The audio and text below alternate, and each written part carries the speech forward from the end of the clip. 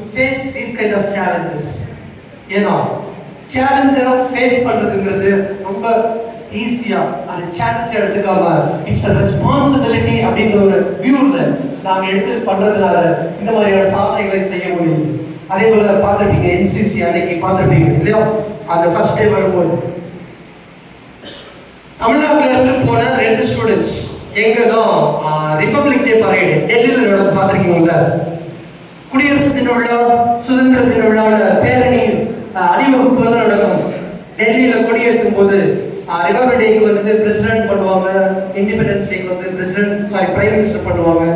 அந்த டைம்ல பெரிய மார்ச் பாஸ்ட் நடக்கும், பார்த்துருக்கீங்கல்ல, டிவியில் பார்த்துருப்பீங்க, நியூஸ்ல பார்த்துருப்பீங்க. ஸோ அந்த நிகழ்வுல கலந்துக்கக்கூடிய ஒரு வாய்ப்பு தமிழ்நாட்டில இருந்து 2 மாணவர்கள் 1 மாணவர் நம்ம காலேஜ் ஸ்டூடெண்ட்ஸ். எவ்வளவு பெரிய மகிழ்ச்சியான சந்தோஷமான செய்தி. கிராமப்புறத்துல பிறந்து வளர்ந்தவர்களுக்கு கிடைக்கக்கூடிய மிகப்பெரிய மரியாதையும் பெரிய இடமும் நமது கல்லூரி வந்து மாணவர்களுக்கு ஏற்படுத்தி கொடுக்குது. அதே போல பார்த்தோம்னா என்எஸ்எஸ் மூலமா பல்வேறு பணிகளை இந்த பகுதியில் செஞ்சுட்டு இருக்கோம். பல்வேறு கிராமங்கள்ல தங்கி பல பணிகளை செஞ்சுட்டு இருக்கோம். இப்படி லிஸ்ட் அவுட் பண்ணிட்டு போயிட்டே இருக்கலாம். அதே மாதிரி இன்ஜினியரிங் காலேஜ்க்கு வந்து ரேங்கிங் கொடுப்பாங்க. நீங்க கேள்விப்பட்டிருக்கலாம், இங்க இருக்க யாராவது இன்ஜினியரிங் ட்ரை பண்ணியிருந்தீங்கன்னா அப்ளிகேஷன் போடும்போது அந்த ரேங்க் பத்தி கேள்விப்பட்டிருப்பீங்க. ஸோ அந்த மாதிரி ரேங்கிங் அப்படின்ற லிஸ்டுக்குள்ள நம்மளுடைய காலேஜ் இருக்கு, இந்திய அளவில் இருக்கக்கூடிய ரேங்கிங்ல. ஓகே, ஸோ இது எல்லாமே வந்து காலேஜோட ஒரு குவாலிட்டியை, காலேஜோட நேச்சரை வெளியில சொல்லணும் தெரியணும் அப்படின்றதுக்காக இதை உங்களுக்கு சொல்லிட்டு இருக்கோம். Apart from these kind of things, apart from this is the institution for discipline. Okay, the perfect character shaped by this institution when the students go away from this campus after 3 years or 5 years or 2 years. முடிச்சுட்டு போகும்போது ஒரு successful good characteristic student தான் இந்த campus விட்டு வெளியில போற அளவுக்கு டிசிப்ளின்ல ரொம்ப இம்பார்ட்டன்ஸ் கொடுக்கக்கூடிய ஒரு இடம். ஓகேவா? ஸோ ரொம்ப ஹேண்ட்ஸம் லுக்காக இருக்கீங்க பசங்க, நிறைய பேர் நல்ல நீட்டாக ட்ரெஸ் பண்ணிட்டு வந்திருக்கீங்க. உங்கள் ஸ்கூலில் உங்களை ஹேண்ட்ஸம் பியூட்டி அப்படின்னு உங்கள் டீச்சர் சொன்னாங்களோ சொல்லலையோ, but we are very open in this case, in this issue. ரொம்ப ஹேண்ட்ஸம் லுக்கில் ஸ்டூடெண்ட்ஸ் இருக்கிறீங்க. அந்த ஹேண்ட்ஸம் கிளாப் இல்லையா, உங்களை புகழ்றா. ஓகே, உங்களை புகழ்றோம். ரொம்ப ஹேண்ட்ஸம், பட் இன்னும் இந்த handsome still to be praised. The handsome look இன்னும் மேல வரணும் இல்லையா? அதுக்கு என்ன பண்ணணும்? Come on, nobody will let them say. உங்களுடைய handsome இன்னும் improve ஆகணும், என்ன பண்ணணும்?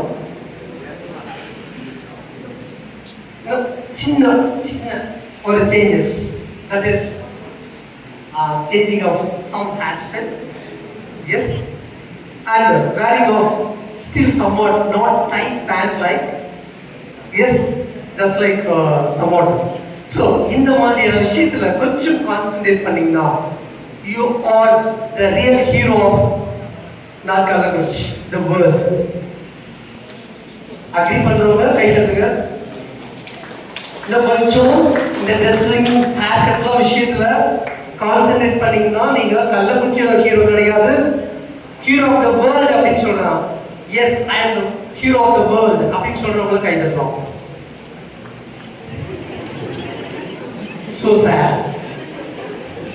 அப்ப நான் வாழ்க்கையில ஜெயிக்கணும் கை தட்டுறோம். அவ்வளவுதான். வாழ்க்கையில எதுல ஜெயிக்க போறீங்கன்னா டிசிப்ளின்ல ஜெயிக்க போறீங்கன்னு சொல்றாரு சார். ரைட் தானே? ரைட். ஓகே. சோ நீங்க ஒவ்வொருத்தருமே you are the people born to succeed in their life. உங்க வாழ்க்கையில நீங்க சாதிக்க பிறந்தவர்கள், வெற்றியாளராக பிறந்தவர்கள், வெற்றி பெற பிறந்தவர்கள். ஓகேவா? நீங்கெல்லாம் சாதிக்க பிறந்தவர்கள் தானே? சாதனை செய்யணும், வெற்றி பெறணும் அப்படின்னு பிறந்தவங்களா இல்லையா? Come on, louder. Yes. அதனால தான் நீங்க இன்னைக்கு காலேஜ்ல இருக்கிறீங்க. ஓகே, உங்க கூட படிச்ச ஒரு சில மாணவர்கள் கொஞ்சம் யோசித்து பாருங்க.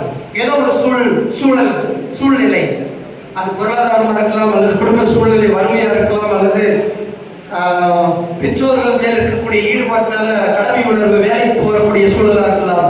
ஆனால் அவர்களுக்கெல்லாம் கிடைக்காத ஒரு வாய்ப்பு உங்களுக்கு கிடைச்சிருக்கு. அப்போ இதுவே பெரிய எக்ஸாம்பிள்.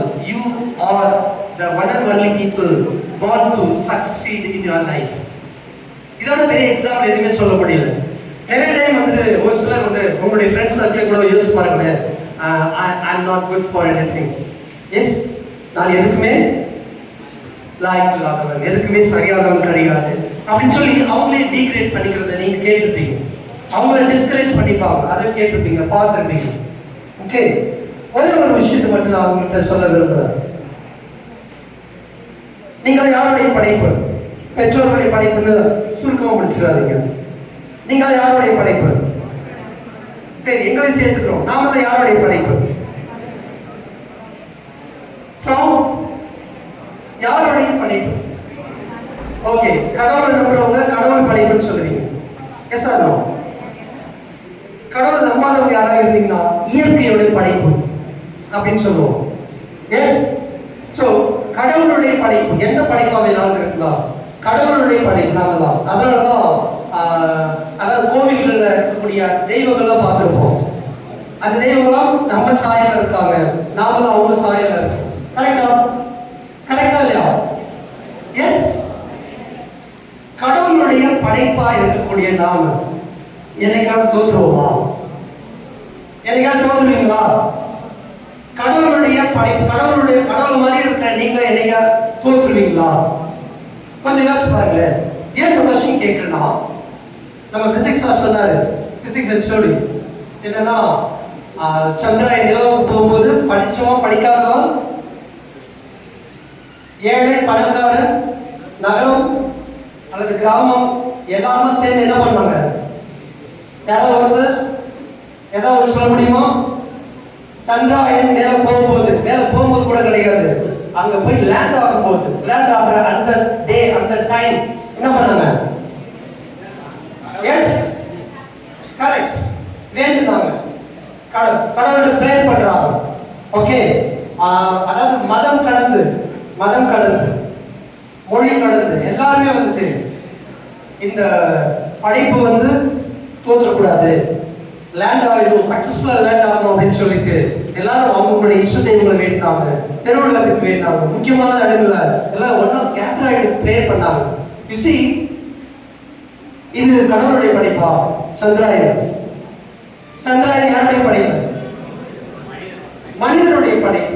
சோ ஒரு மனுஷன் படைச்ச ஒரு மெஷின், தட் இஸ் சந்திராயன், ஒரு என்ஜின், இது தோற்றக்கூடாது அப்படின்றதுல எவ்வளவு நம்ம ஈடுபாடு காமிச்சு, எவ்வளவு இன்ட்ரெஸ்ட் காமிச்சு, அது தோற்றக்கூடாது, நிச்சயமா சக்சஸ் ஆகணும் அப்படின்னு சொல்லி ப்ரே பண்ணி அந்த போய் லேண்ட் ஆன அந்த செகண்ட்ல not only India but throughout the world, yes, everybody enjoyed. There's no word to express about this successful moment, successful second that landed. இல்லையா? கரெக்டா?